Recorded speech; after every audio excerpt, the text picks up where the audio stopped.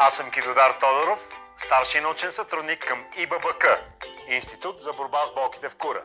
Помислете, колко често чувате от ваши близки, приятели, познати и обществени личности "боли ме кура"? Болките в кура е тежко заболяване не само при мъжете, но и при жените. То се наблюдава още от дълбока древност, но в България е по-популярно в края на 90-те години. Днес има бум на тази епидемия. Направихме изследване на 100 пациента с болки в кура и резултатите бяха категорични. Болките в кура имат пряка зависимост с душевното състояние на пациента и водят до прогресивно оглупяване. Случайна ли е връзката между оглупяването и болките в кура? Не. Боли ме кура протича с различна симптоматика. Не може да не сте чували за боли ме уя, боли ме шнура и немския щам боли ме шмайзера.